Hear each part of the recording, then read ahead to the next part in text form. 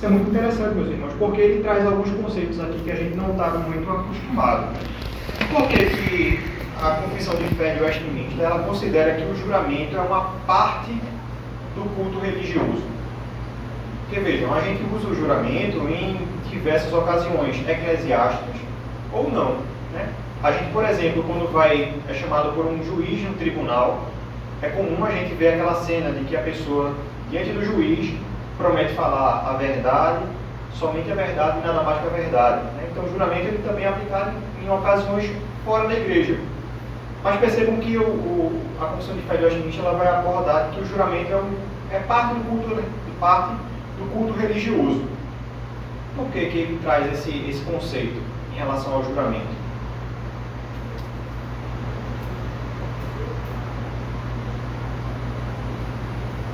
O que faz o juramento ser parte do culto religioso? Sabendo que ele não é usado só no culto.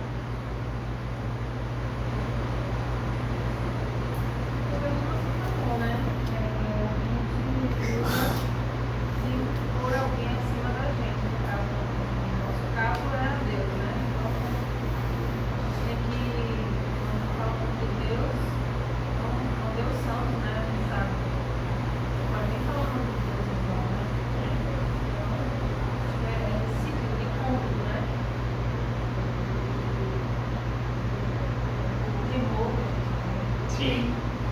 É interessante que o texto que a gente vai ler, vou pedir para os irmãos abrirem comigo, em Deuteronômio, capítulo 10.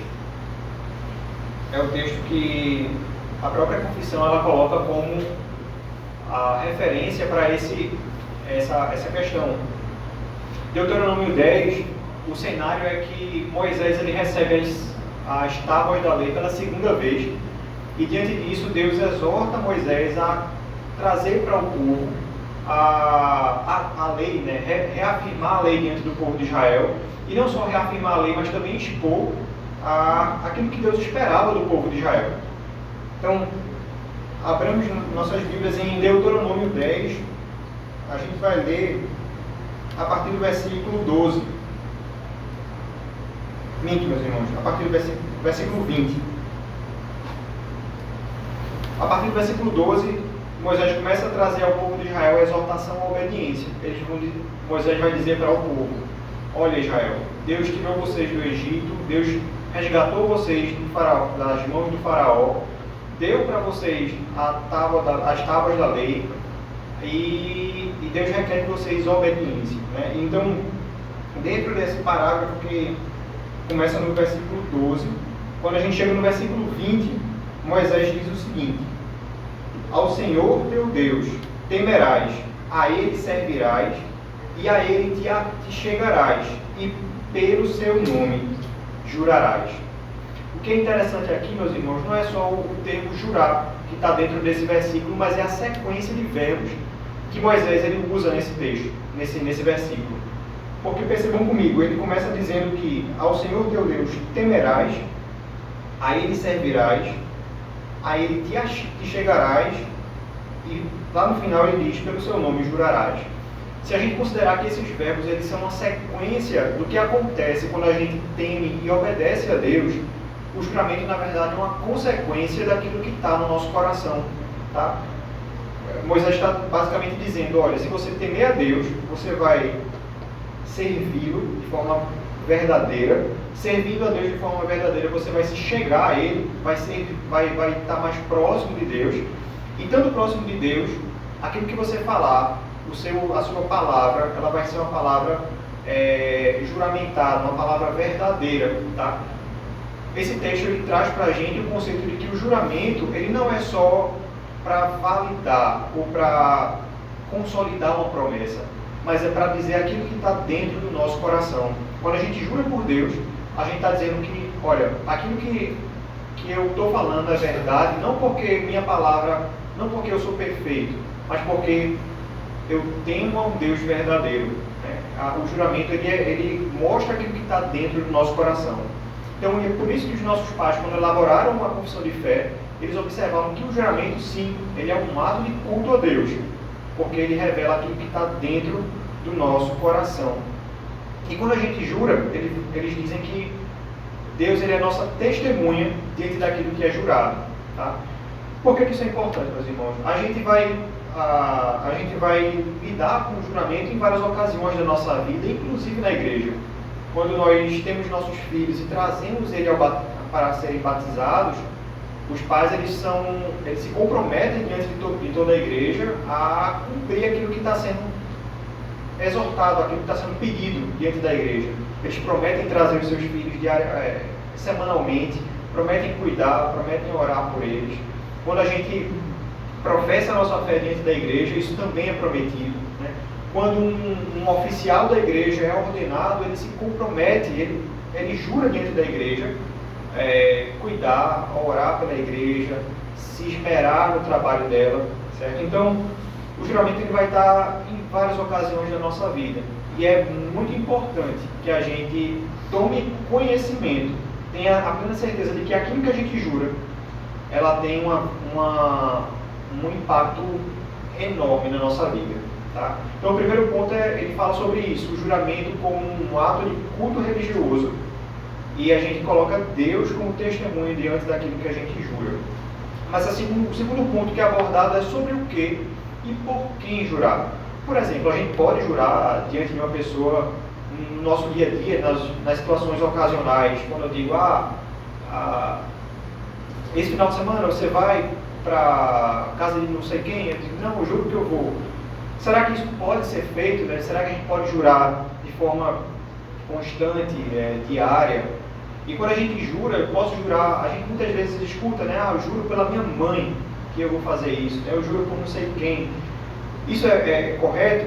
Né? E a confissão de fé fala o seguinte, ele diz no segundo ponto que o único nome pelo qual se deve jurar é o nome de Deus, nome que se pronunciará com todo santo temor e reverência.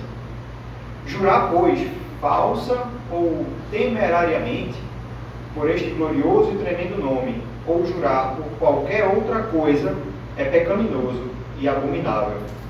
Contudo, como em assuntos de gravidade e importância, o juramento é autorizado pela palavra de Deus, tanto sobre o Novo Testamento, como sobre o Velho, o juramento sendo exigido pela autoridade legal, deve ser prestado com referência a tais assuntos. Então, o que esse segundo ponto ele traz para a gente, meus irmãos, é justamente abordando que o juramento ele pode ser feito em situações de assuntos, eles falam aqui assuntos de gravidade e importância. O que a gente precisa saber é que o juramento ele não deve ser feito de forma banal, de forma trivial. A gente precisa saber que o juramento ele é um ato de solenidade. A gente, quando jura, a gente traz uma importância maior àquilo que está sendo jurado. Tá? E a gente deve saber que o juramento deve ser sempre feito em nome de Deus, em nome daquilo que é maior do que a gente. E quanto a isso, tem um texto que é bem interessante a gente abordar, que é o texto de Mateus capítulo 5. Pedir que os irmãos abram comigo. Mateus capítulo 5, versículos 33 a 37. É justamente aquele trecho que a gente ouve muito, né? E que nos causa uma certa dúvida, porque o próprio Jesus ele vai dizer, não jureis. Abram comigo, por favor, meus irmãos. Mateus capítulo 5, versículo 33 ao 37. É um dos trechos do Sermão do Monte.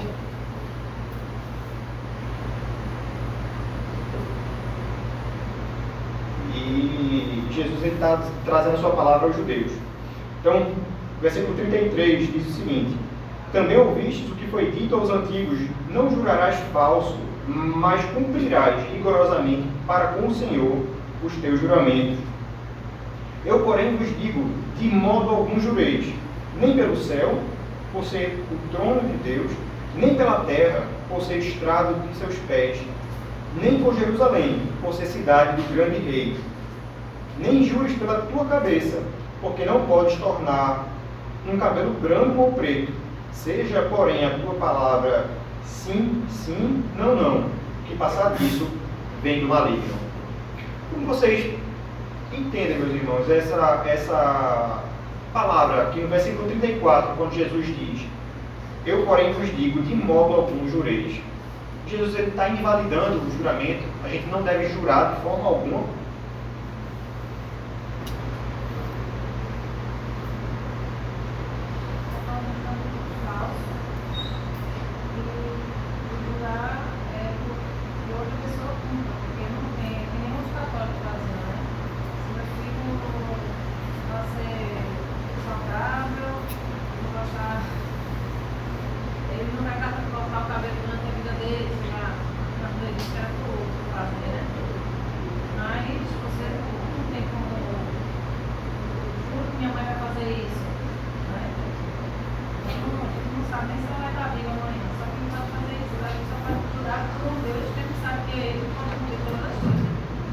Quando os versículos depois que ele fala, né?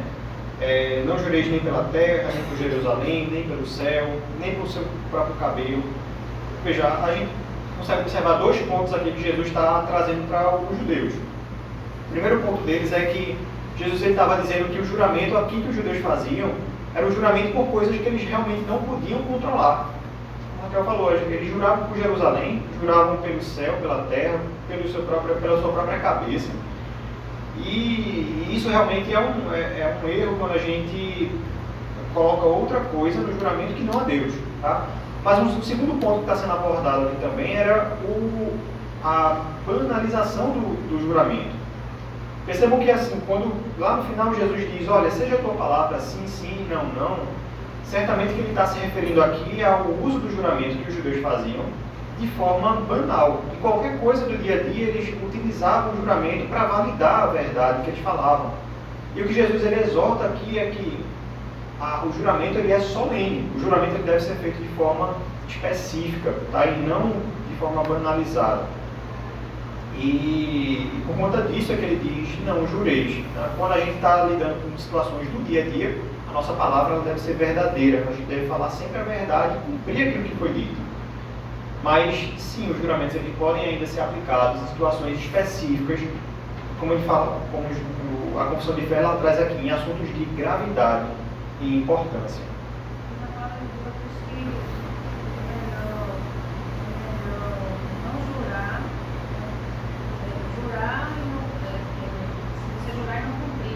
Isso. É melhor que não jures do que jurar e não cumprir. Então, é melhor que você não se ensina não, né? Não banalizar. Exatamente. Lembrar que o juramento você invoca Deus como testemunho por aquilo que você falou. É como se você dissesse, olha, eu quero que Deus ele me castigue se aquilo que eu disser agora eu não cumprir. Tá? E como é importante, meus irmãos, que a gente tenha isso em mente, porque a gente, na igreja, a gente usa o juramento, né? Quando um seminarista é ordenado, quando um presbítero é ordenado, quando a gente vem trazer os nossos filhos para se batizarem, a gente jura diante da igreja aquilo que é colocado aqui na frente. E muitas vezes a gente se esquece, a gente faz pouco caso.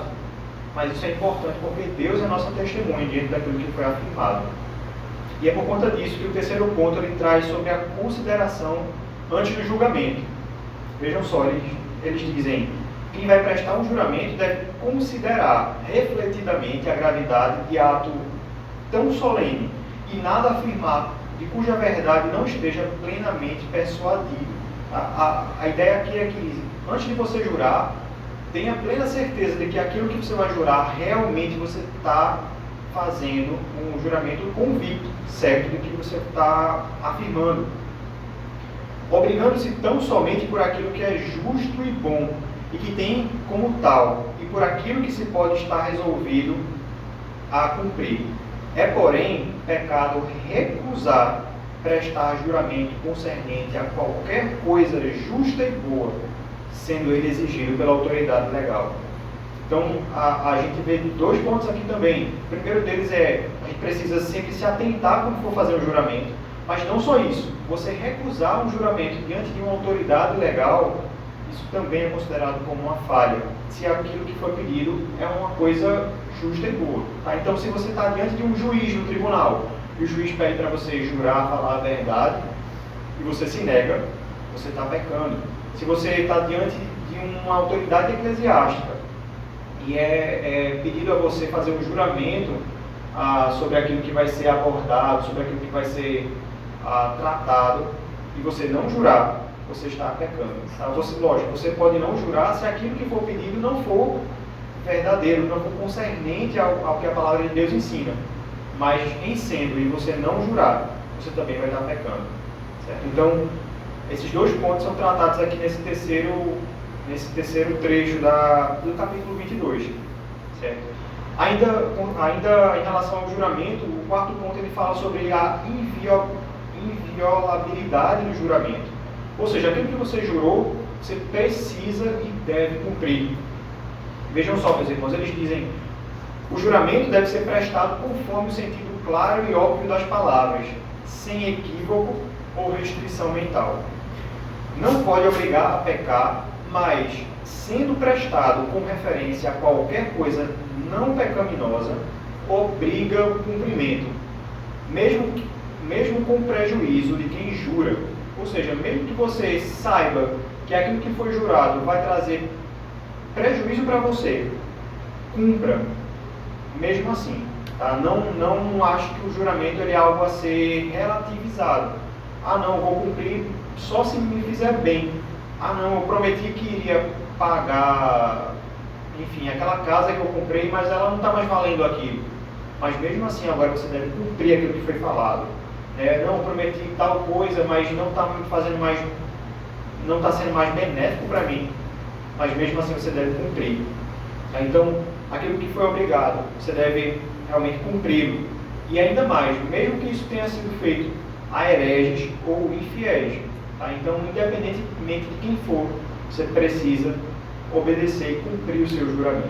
Tá? Os nossos pais eles se atentaram a isso, para nos ensinar a importância do juramento como algo que revela aquilo que está no nosso coração. Como a gente viu lá no início, o juramento é um ato de culto a Deus. Quando você não cumpre, você está revelando que o seu coração não tem a Deus como realmente aquele que tudo vê, e que guia o seu coração. Aí, em relação a votos, o juramento e o voto é basicamente a mesma coisa, meus irmãos. O que muda é que o voto é aquilo que a gente faz a Deus, especificamente. Juramento é aquilo que a gente faz ao nosso próximo, tendo a Deus como testemunho.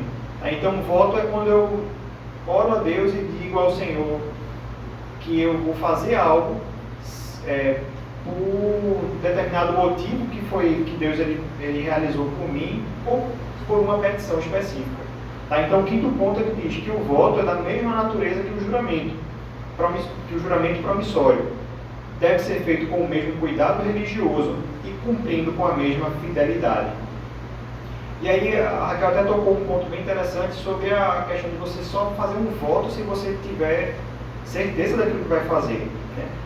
Vejam bem, meus irmãos, o próprio Salomão ele já dizia isso. Vou pedir para os irmãos abram comigo Eclesiastes capítulo 5, versículo 4. Eclesiastes 5, 4. Salomão diz algo bem interessante em relação aos votos precipitados. Então ele diz: quando a Deus fizeres algum voto, não tardes em cumpri-lo, porque não se agrada de todos. Cumpre o voto que fazes.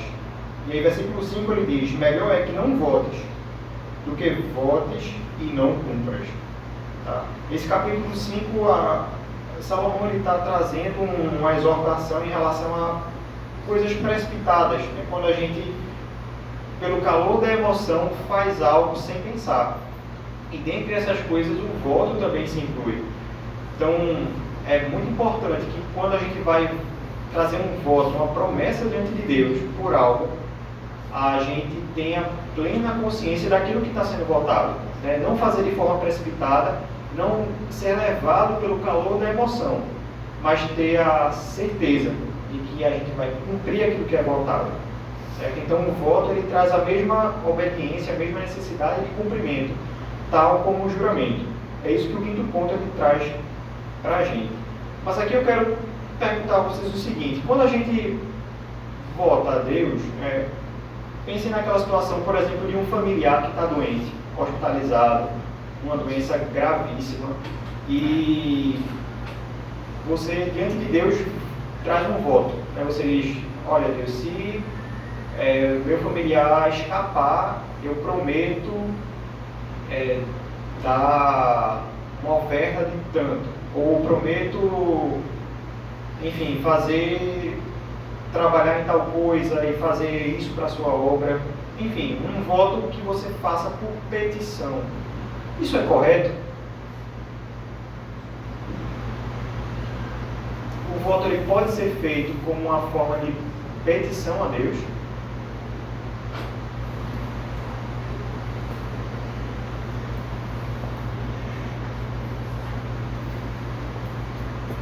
E aí? Não? Será que é barganha com Deus? Que eu estou, enfim, tentando convencer.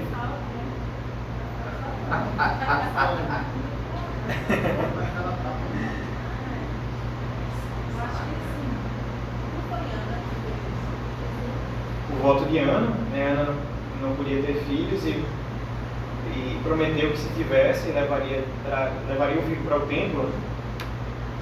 A gente vê vários votos no Antigo Testamento, né? O voto de Jefté, o voto de Ana, o voto de Jacó. Né? A gente lá no grupo familiar, a gente vê que quando Jacó sai da terra dos seus pais, quando tem aquela visão da escada, né, que ele vê os anjos subindo e descendo, ele faz um voto a Deus.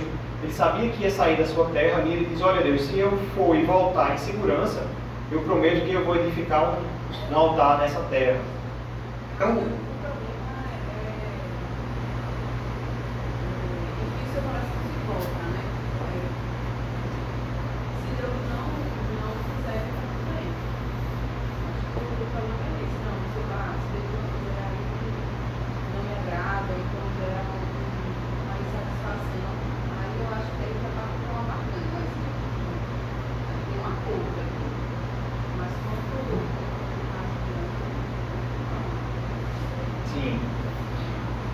veja, é um tema que é delicado, mas vejamos como a confissão ela tenta trazer para a gente. Né?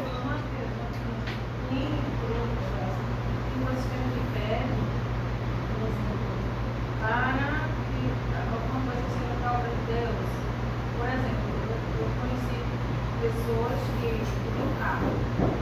Eu estava no carro e se eu me desse carro, minha mãe mesmo, né? Eu preciso de um carro para poder, senão eu vou conseguir distribuir para a igreja para os dias, para fazer a sua obra, não sei o que, eu faço uma limitado. Se eu me dá, eu prometo que é para fazer isso, assim, ela está pensando no serviço de Deus. E ela cumpriu. Mas eu conheço gente que fez a mesma pedido, fez o mesmo pedido e disse, olha, é a mesma coisa, né? Para servir a gente depois que conseguiu o carro aqui. Não tinha mais tempo para a igreja, porque em casa de praia, aqui sempre tinha uma programação de domingo e fez exatamente o contrário. Aí não sei se acho que é respeitar.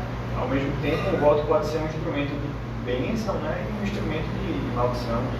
Mas é interessante porque a confissão ela fala o seguinte, né, o sexto ponto ele diz, o voto não deve ser feito a criatura alguma, mas somente a Deus. Para que seja aceitável, deve ser feito voluntariamente, com fé e consciência de dever, em reconhecimento de misericórdias recebidas ou para obter o que desejamos. Pelo voto, obrigamos-nos mais restritamente aos deveres necessários ou a outras coisas, até onde ou quando elas conduzirem a esses deveres. Nossos pais na confissão eles dizem que o voto ele pode ser feito por algo que desejamos, tá?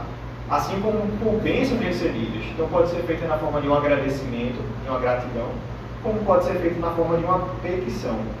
Mas aqui Nesse caso aí, consciência de dever, então pedir para não engordar como o mundo está fora, né? pedir para quê? Para não engordar como o mundo está fora, né? Quando entra em consciência de dever já... Estaria fora. Mas a gente precisa ter muita atenção o que é que eles estão se referindo a obter o que desejamos. Tem um texto da carta de Tiago. No final da carta de Tiago ele traz um pouco sobre isso também. Vou pedir para os irmãos abrirem comigo Tiago capítulo 5.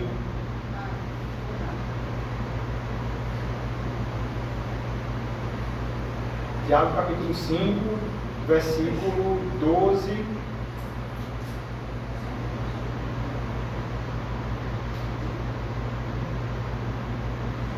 até o 15. Tiago escreve aos cristãos da dispersão, né? Aqueles cristãos que estavam sendo perseguidos, que tinham fugido de Jerusalém, passavam por dificuldades, perseguições, perderam terras, bens. E aí, depois de Tiago ter exortado os irmãos a perseverarem na fé, mesmo diante de tantas dificuldades, ele finaliza sua carta nesse trecho que a gente vai ler. Tá? Versículo 12 diz: acima de tudo, porém, meus irmãos, não jureis, nem pelo céu, nem pela terra, nem por qualquer outro voto. Antes, seja o vosso sim, sim, e o vosso não, não, para não cairdes em juízo. E aí depois ele continua, né? Está alguém entre vós sofrendo? Faça oração. Está alguém alegre? Cante louvores. Está alguém entre vós doente? Chame os presbíteros da igreja e estes façam oração sobre ele, ungindo com óleo em nome do Senhor. E a oração da fé salvará o enfermo, e o Senhor o levantará. E se houver cometido pecados, serão perdoados. Percebam, meus irmãos, Tiago ele exorta a igreja a não jurar, né? Ele praticamente repete as palavras de Cristo. Ele fala que a gente deve cumprir, né? O nosso sim deve ser sim, o nosso não deve ser não. E ele exorta os irmãos a não jurar, nem pelo céu, nem pela terra. Basicamente é aquilo que a gente viu lá em Mateus capítulo 5. Mas percebam que o contexto aqui difere um pouco daquilo que foi abordado lá no Sermão do Monte, né? O contexto aqui é um contexto que ele se dirige aos cristãos, e cristãos que estavam passando por dificuldades. E certamente, diante dessas dificuldades que eles passavam, eles oravam a Deus, faziam votos por aquilo que eles estavam passando. Então, certamente, eles diziam: olha, Deus, se eu conseguir me livrar dessa doença que eu estou tendo, eu vou fazer isso e aquilo. Se eu conseguir me livrar dessa perseguição que eu estou passando, certamente eu prometo fazer tal coisa. E aí, diante dessa situação, Tiago exorta e ele diz: olha, não jureis. Não jureis nem pelo céu, nem pela terra. E depois ele vai dizer o que é que deveria ser feito naquela situação. Ele vai dizer: olha, está alguém sofrendo, ore. Tem alguém doente, chama o presbítero para orar. Você pecou, ore, peça perdão, os pecados vão ser perdoados. Então, percebam que os votos aqui, eles não devem também ser usados de forma banal.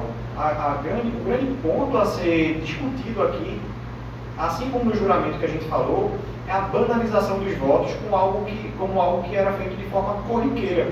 Tá? Estava precisando de alguma melhora do sofrimento, alguma cura.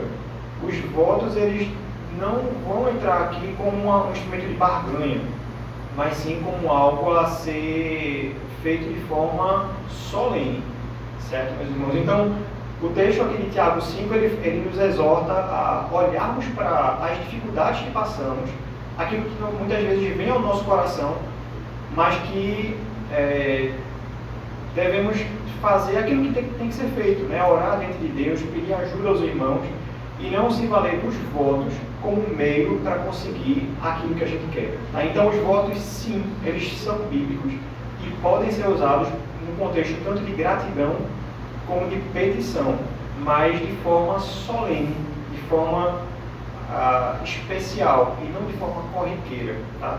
É interessante porque a gente vê muitos votos no Antigo Testamento. E à medida que a gente vai passando para o Novo Testamento, esses votos vão se tornando cada vez mais raros de acontecer. A gente não vê tantos votos no Novo Testamento como no Antigo. Tá? E isso certamente aponta para a gente um movimento de que os votos eles eram uma forma de, digamos, de infantilização. Quando a gente passa a compreender mais da Palavra de Deus, quando a Palavra de Deus passa a ser mostrada de forma mais explícita no Novo Testamento, isso aponta para a gente que o nosso coração deve fazer, né, diante de um sofrimento, diante de uma doença terminal, diante de uma provável morte que vai acontecer. Os votos eles passam a não ser mais um instrumento tão presente nos cristãos do Novo Testamento como era do Antigo. Isso mostra justamente essa mudança. Tá? Os votos eles estão muito associados à revelação progressiva de Deus. Né? À medida que a revelação vai acontecendo, a gente percebe quanto Deus ele é gracioso e a gente se confia na sua palavra para isso. Certo, meus irmãos? Então, os votos eles sim são bíblicos, mas a gente precisa entender esse movimento que a Escritura ela mostra para a gente e fazê-los com a devida cautela. Tá? E, em relação ao sétimo ponto que a confissão nos fala, ela diz sobre o cumprimento dos votos. Ele vai dizer que aquilo que a gente promete, né, ninguém deve prometer fazer alguma coisa que seja proibida na palavra de Deus ou que embarace o cumprimento de qualquer dever nela ordenado, nem o que está em seu poder de cumprir, nem o que não está no seu poder de cumprir, e para cuja execução não tenha promessa do poder de Deus. E aqui ele vai apontar justamente para a situação que era muito combatida naquele tempo, que era a Igreja Católica, os votos monásticos. Tá? Ele vai dizer, por isso, os votos monásticos, ou seja, dos monges, dos padres, que os papistas fazem do celibato perpétuo, pobreza voluntária e obediência regular, em vez de serem graus de maior perfeição, não façam de laços supersticiosos e iníquos com os quais nenhum cristão deve se embaraçar. Então, aqui está uma cautela. A gente precisa ter atenção naquilo que vai ser votado, tá? De forma que, se eu voto, por exemplo, por algo que eu não vou cumprir, isso acaba sendo um laço para mim, ao invés de ser um instrumento de bênção. Tá? Então, o sétimo ponto da confissão, ele nos instrui em relação a isso, a necessidade de cumprir os votos e não votar pelo que não pode ser cumprido. Certo, meus irmãos? Então, recapitulando esses pontos que a gente abordou, o juramento lícito ele é um ato de culto a Deus. Ele revela quem rege o nosso coração. A gente viu que somente deve ser jurado por Deus e sobre aquilo que é solene, sempre considerar, antes de realizar qualquer juramento, o juramento ele é inviolável em qualquer circunstância, por mais que traga prejuízo para quem jurou. Da mesma forma, o voto é um juramento feito a Deus. O voto deve ser feito por gratidão ou petição, tá? E o voto deve ser feito para o que é cumprível. Certo, meus irmãos? Então, esse capítulo 22, que fala sobre votos e juramentos, ele nos exorta a considerarmos votos e juramentos como algo a ser feito de forma pensada e cautelosa, para a glória de Deus. E agora, para a gente finalizar, o capítulo 23, ele fala sobre o magistrado civil. Quem são os magistrados? Magistrado se refere somente ao Estado.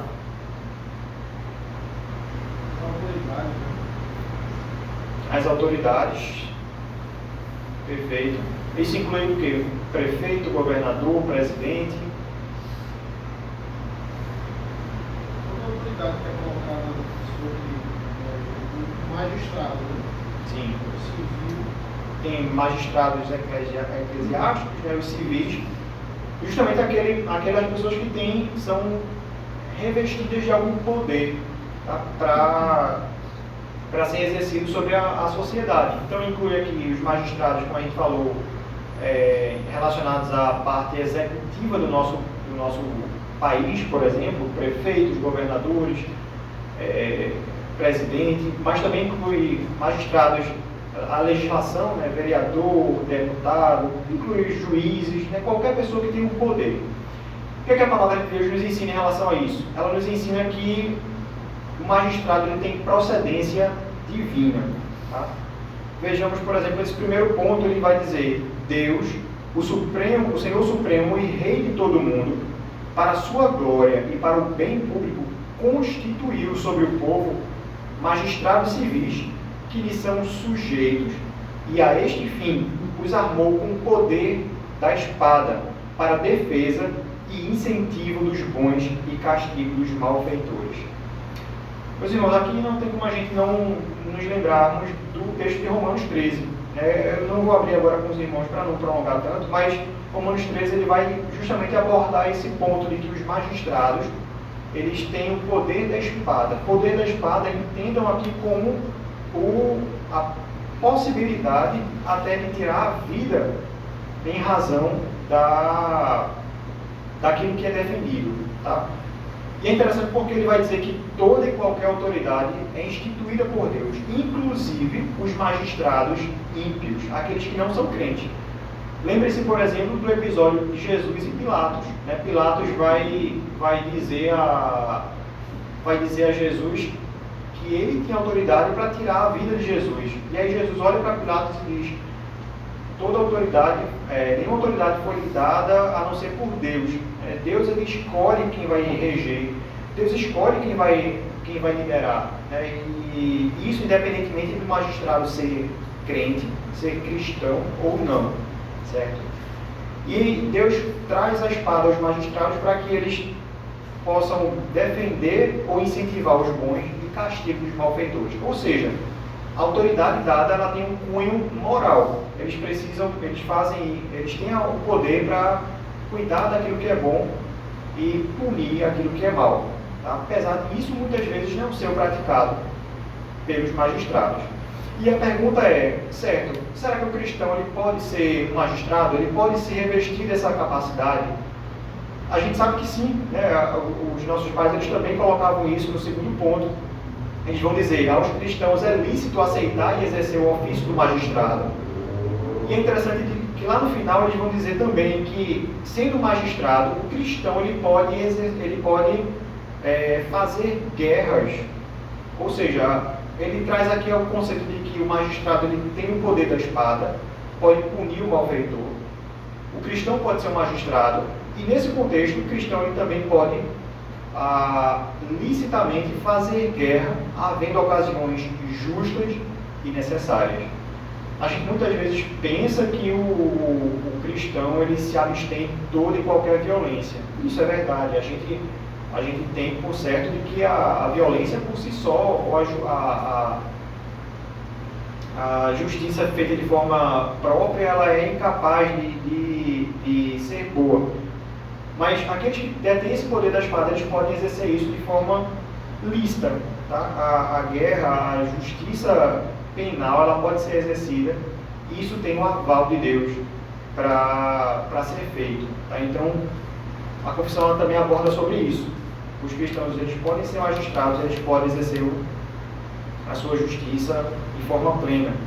E ainda nesse tema, quando você sabe que um magistrado ele qual a relação da magistratura civil com a igreja? A gente sabe que a igreja e o Estado eles têm uma divisão entre si, mas até onde vai esse limite? E aí a confissão ela fala o seguinte: eles vão dizer que os magistrados civis não podem tomar sobre si a administração da palavra, dos sacramentos ou o poder das chaves do reino dos céus. Certamente aqui, meus irmãos, eles estavam se referindo à Igreja Católica. A gente sabe que a Igreja Católica, ela, por muito tempo, exerceu poder sobre o próprio Estado. E vice-versa. Muitos reis, muitos senhores feudais, enfim, pessoas que tinham cargo de poder, acabavam se intrometendo na Igreja e faziam aquilo que eles bem queriam. E aí a confissão ela é tácita em dizer que isso não poderia acontecer. A igreja deveria seguir sendo subordinada àqueles que dirigiam a igreja. O Estado deveria seguir sob a subordinação dos magistrados. Tá? Mas ele também pontua uma coisa interessante. Ele vai dizer que o Estado, percebam aqui nesse ponto que ele fala, eles devem proteger a igreja do nosso Senhor sem dar preferência a qualquer denominação cristã. Então, aqui eles também traziam o conceito de um Estado laico. Tá? O Estado ele deve proteger a igreja, mas não só a igreja cristã. O Estado deve proteger toda e qualquer denominação, seja ela cristã propriamente ou não. Certo? Então, A Confissão de Fé ela aborda sobre esse tema, né? A laicidade do Estado. Ele deve ser um Estado que não deve ter predileção por um lado ou pelo outro, mas proteger toda e qualquer denominação religiosa. E ainda ele continua dizendo aqui que, lá no final, ele vai dizer que deveriam providenciar para todas as assembleias religiosas e eclesiásticas para que elas pudessem se reunir sem ser perturbadas ou molestadas. Então, esse ponto aqui, meus irmãos, eles trazem, a Confissão de Fé, ela aborda sobre isso, né?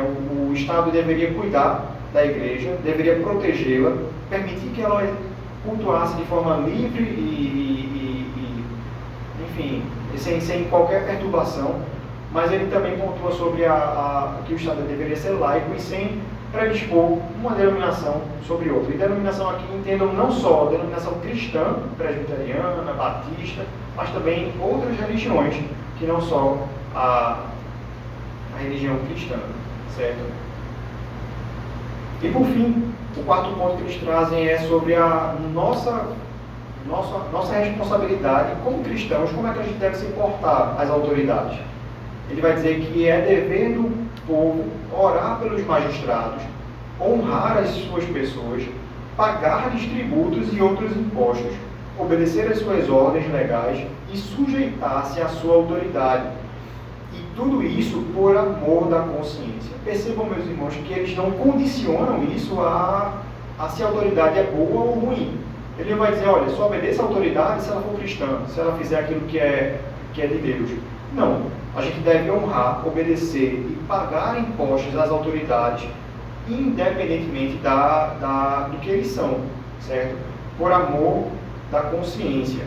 E ele vai dizer, incredulidade ou indiferença de religião não anula a justa e legal autoridade do magistrado. Ou seja, se ele for cristão ou não, se ele for crente ou não, a gente precisa obedecê-lo. Precisa obedecê-lo. E nem absolve o povo da obediência que lhe deve. Obediência de que não estão isentos os eclesiásticos, os próprios, quem é da igreja, né?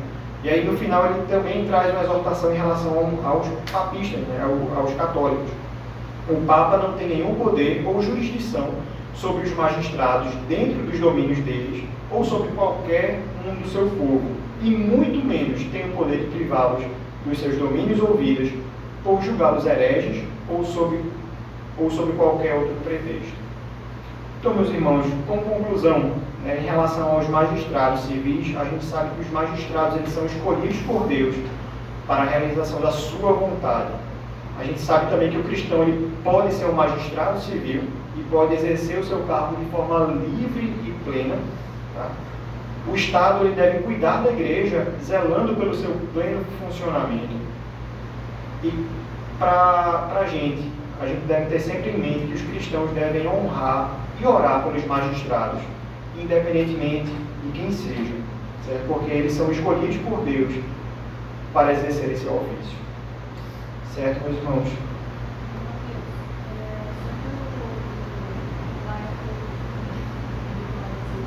O Estado laico, né? Porque tu falou aí que o Estado laico, a gente defende, né, protege todo tipo de religião, né? A expressão das religiões, mas o Brasil, né, é um Estado laico e não laicista. O Estado laico, ele separa realmente, o laico, ele protege todas as religiões, mas não proíbe que o país, que o Estado seja a favor de uma. Sim.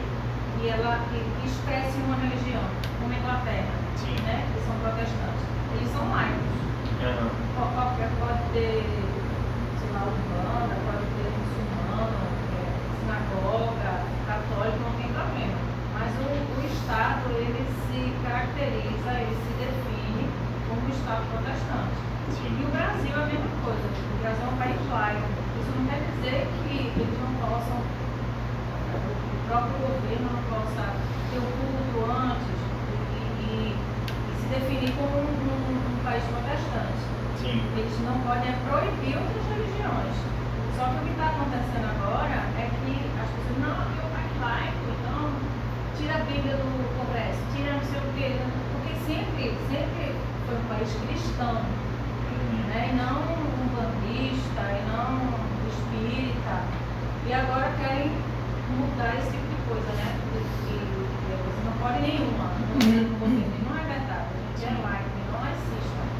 Exatamente. O termo de laico, ele se refere justamente à possibilidade que cada um expresse seu credo, né, sua fé, mas não que aqueles que lideram, né, o país tenham essa própria liberdade também conferida a eles.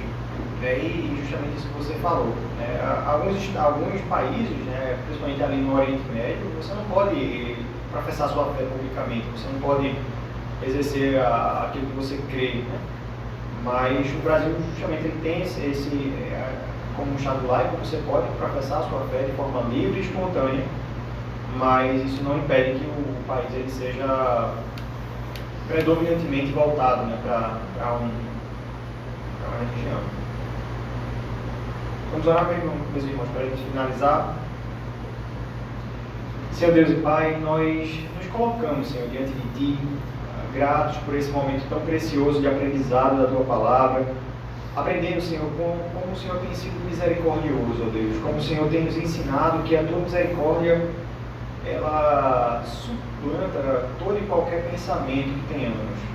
Como aprendemos hoje, Senhor, com a Tua Palavra sobre Teu profeta Jonas, como o Senhor derrama a Tua misericórdia de forma livre, Senhor, de forma espontânea, de forma soberana.